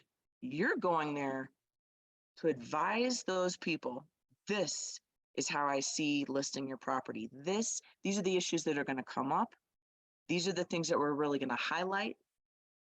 This is what's going on in the market right now. And this is how I think we could fit your house in there to sell for the most money possible in this market. You're going in there, you're assessing it, right? You're evaluating it. I think we worry a little too much about us being interviewed, but if you go in there and do your job, people will see you're doing your job and you're paying attention to those details that other people, they're not catching. Make sense? Good. So you guys have done a great job. Oh, a couple things I wanted to tell you is some conversational pieces you can have as a listing agent, especially if you have a listing coming up anytime soon, is that if you have multiple offers, even if you have one offer, I say I have an offer in hand. If they try to say, well, tell me about it, depending on if it's good or bad, it just, if I've got a good offer, I say, I got a good offer. If I got a great offer, you know, that's well over list, I got a great offer. If they ask me about anything, if they're cash, if I know that that buyer's cash, but the offer in hand is conventional loan, I might say, we don't have a cash offer, right? So I might try to say a few things that I think might encourage the other buyer to write an offer. When I've got multiple offers, you're gonna be leveraged all the way. And so when I have multiple offers, I tell people I have multiple offers. If I don't have any cash, I might mention that to future writers, right? It just depends. If I have like a whole bunch of low offers, I'll say I have multiple offers and probably that's it. Tell me a little bit more about your buyer. And so I might try to flip it on them and say, I might want to investigate. Tell me about your buyer. What are they looking for? What do they want? So then I know maybe something I can say in response, right? So think about what you're going to do. Kevin Wilson always says, we have multiple offers. He doesn't tell you anything else. That's what he says, at least. He doesn't tell people what the financing is. He doesn't tell people anything else about it. Conditional sale, yada, yada, yada. I think you got to think about what is the benefit in telling someone else any information? Will it benefit your seller and encourage another offer? Even if that offer is crappy, I want 2 offers to leverage the first offer. And so this goes all the way back. You see how we keep going back to the listing appointment. And this is what I tell people. Look, anybody can come in here and just agree with you on the list, on the sales price that you want to list at $1 million. Any broker could agree with you. They want to get that contract signed. They're going to put a sign in your yard. They're going to put it on the MLS and hope to goodness somebody schedules a showing with you. But this is what I'm going to do that's different. I'm going to be honest with you 100% of the way because it's in your best interest. Your house is not worth $1 million. When I pull up sold comps and even what's active on the market, I think you're a little bit closer to 900,000. Right now, there's something going around with buyers. They're using a 2-1 buy down. Have you heard of the 2-1 buy down? Yeah. What's happening is if a property's a little overpriced or if a property's been on the market for a couple of weeks, buyers are coming in, offering a lower price than that, and then also asking for a 2-1 buy down. So if you go in overpriced, a buyer's going to come and take advantage of you and take away $20,000 from you right from the get-go. Does that sound something that's good for you? No. My process is to put you at market value, which I think is closer to $900,000. It's going to look, we're going to have fantastic properties going to be staged and cleaned. We're going to elicit and get every single active buyer out there to walk through your property because we're going to price it right with these professional photos. And when we get multiple buyers to come through your property, it's going to create that scarcity, just like happened in COVID. Have you heard about that in COVID? Yeah, I bet they have, right? Because we're going to have so many showings, it's going to create hopefully multiple offers. And with multiple offers, we can leverage and negate the 2-1 buy down. When you have multiple offers, no buyer can even write in a 2-1 buy down. I saved you $10,000 right from the get-go. I also might be able to save you more money because with multiple offers, we might be able to negate some of the inspection issues. So you tell me, would you rather go on the market at $1 million and hope that one buyer comes through and offers you a purchase contract less than what your house is really worth, because you're going to sit on the market for weeks and they think they're going to take advantage of you? Or would you rather go on the market strong and market value, get a lot of showings and get multiple offers and negate some of those things that you don't have to take care of?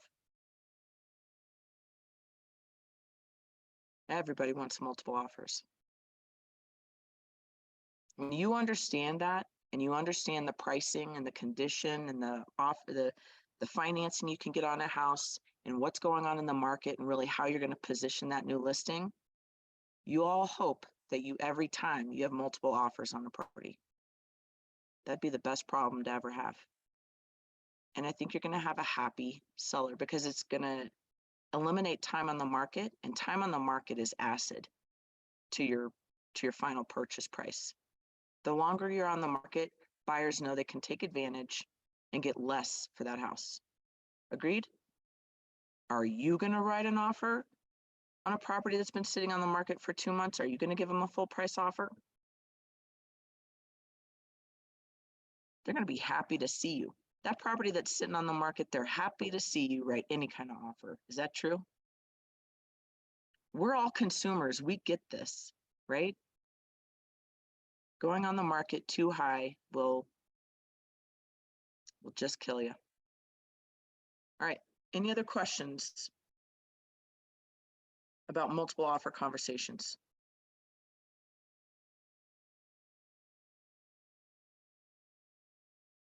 No? No. All right. Well, we got about 16 minutes, 15 minutes left. I'd love any questions about anything else, about anything in your business.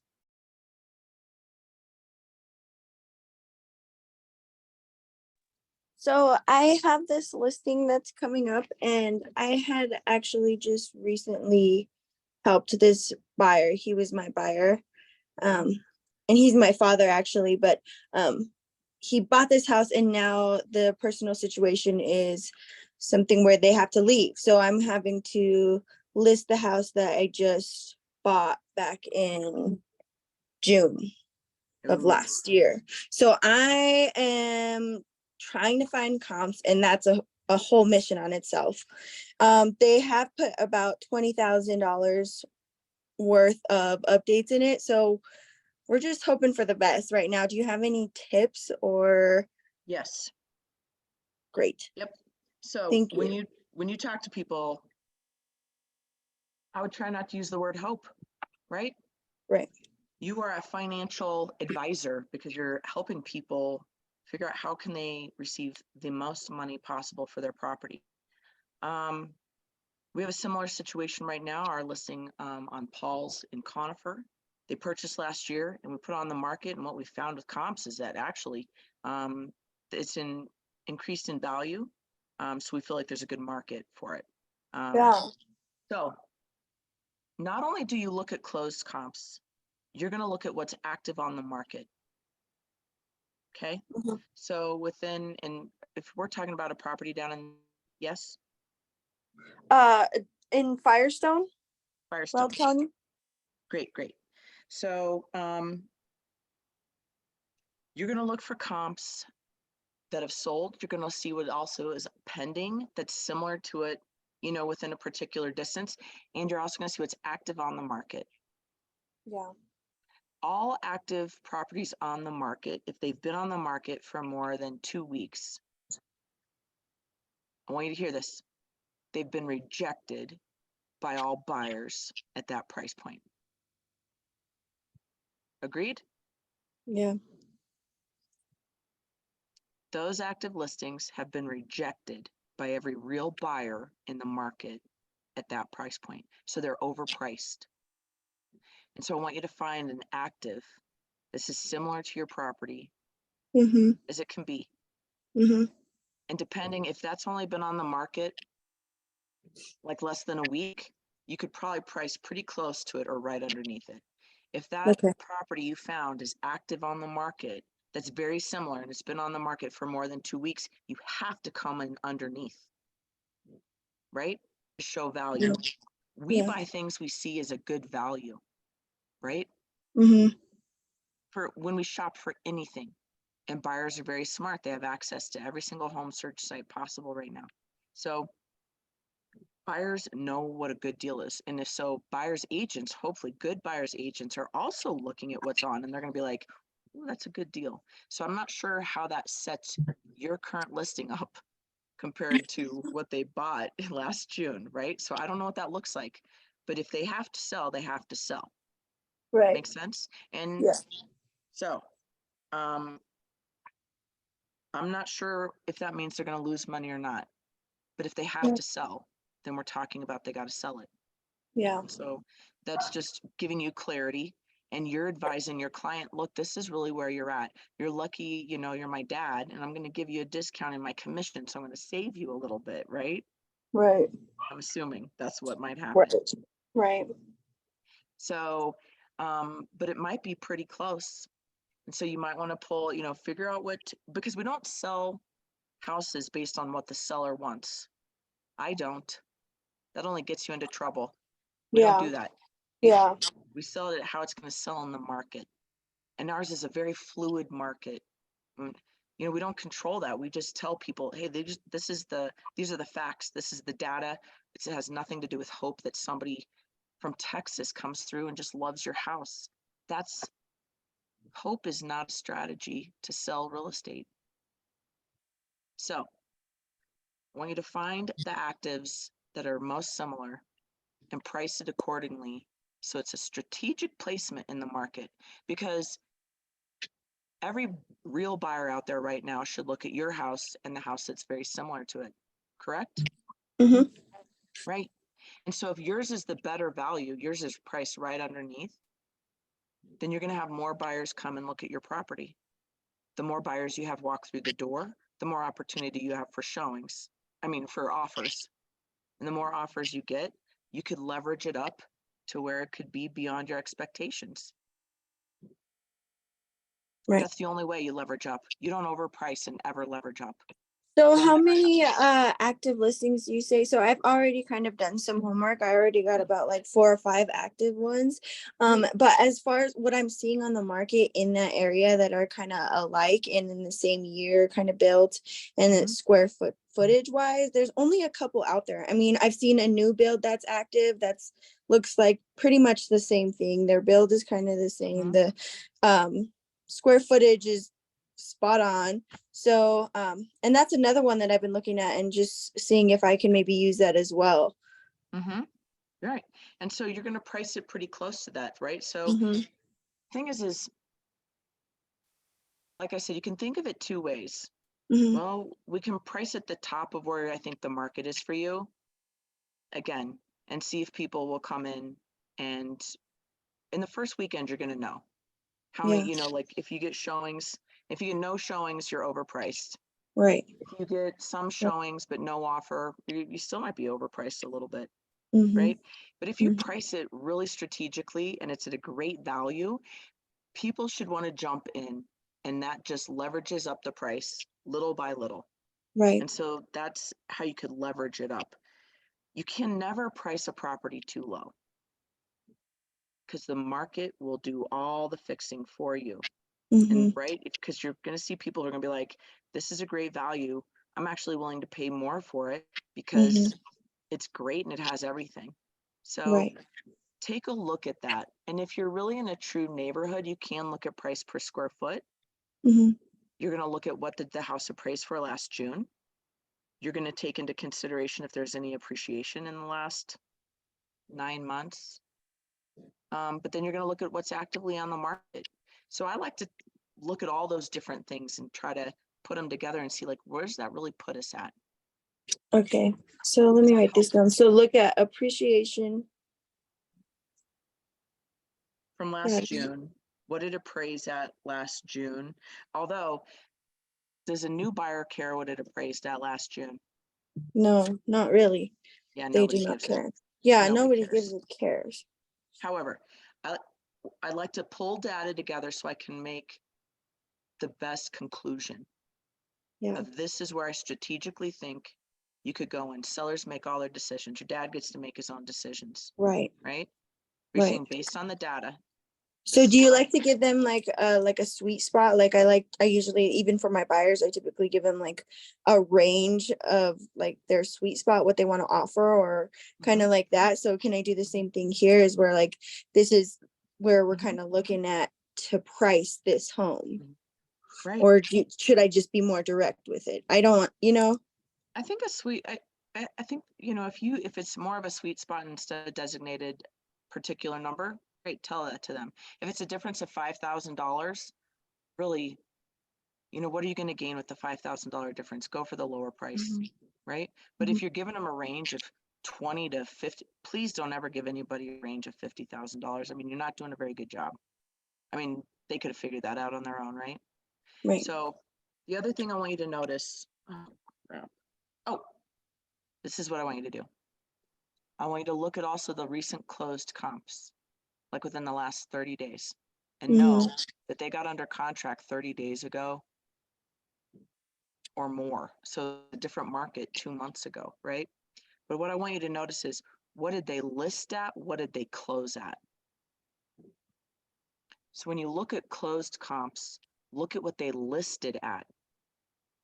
And what were the days on market between that, for that list day and the close day? Does that make sense? Sometimes we just looked at the closed comps. And if you did that during COVID and you priced a property at what everything else was closing at, you weren't going to get as many buyers through.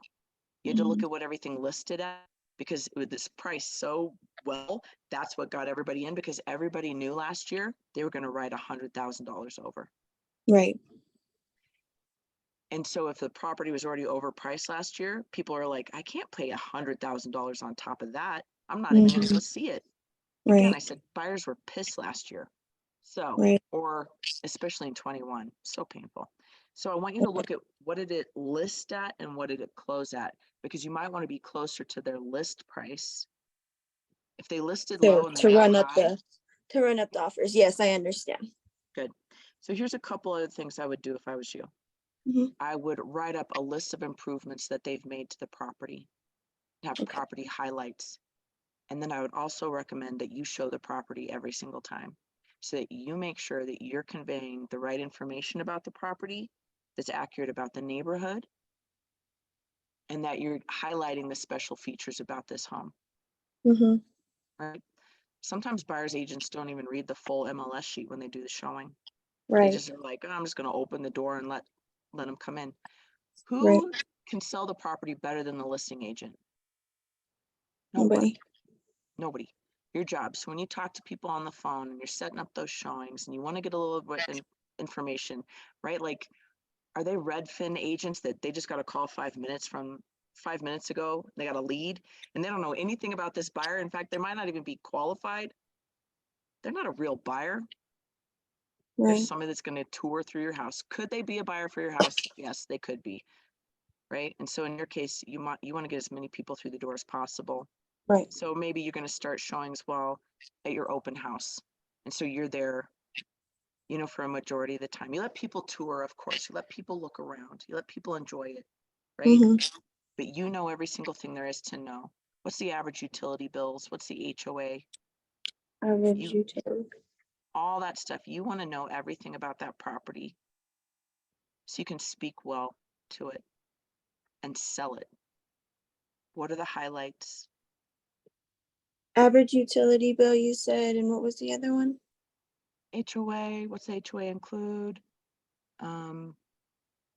What are the nearby parks? What are the nearby good things about it? Why'd your dad buy that house? What did he love about it? What do the neighbors think? Okay. Why? And even as far as the neighbors think, is that like a conversation with them? Can I go like I knock would. on their door? I Yeah. would. Yeah, I mean, if I worked in the city, I would door knock 10 to the right, 10 to the left, 10 across the street.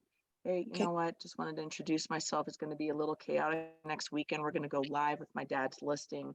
I'm his Okay. real estate agent. So we might have a lot of traffic. I hope that's okay. But I wanted to let the neighbors know.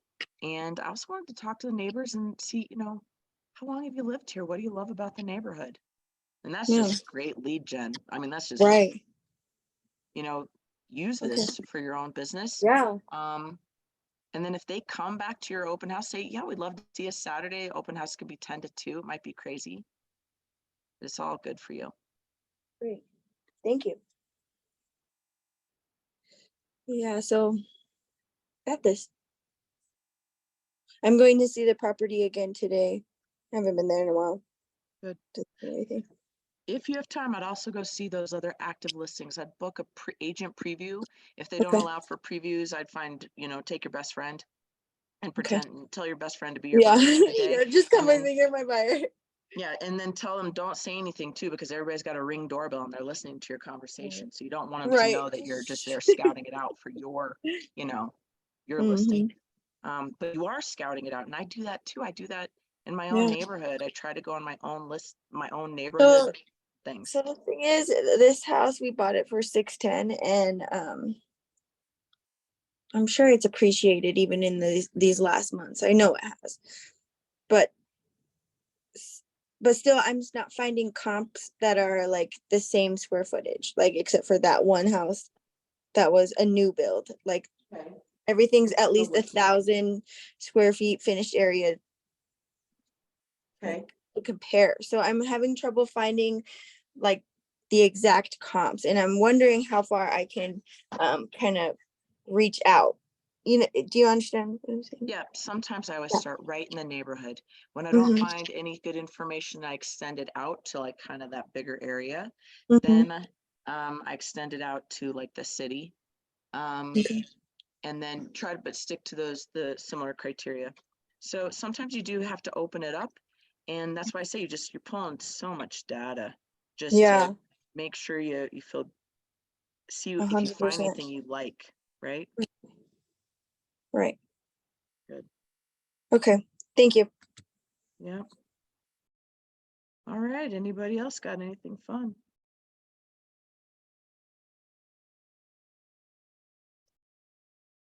Great. Write some contracts, send them to your coach. Put your coach to work for you. She's ready. She'd love to work for you right now to make you a better agent. So I hope you guys have a great weekend, and I'll see you next time. Thank you. Have a good day. Thank you. Have a good one. Bye. Thanks, Jody.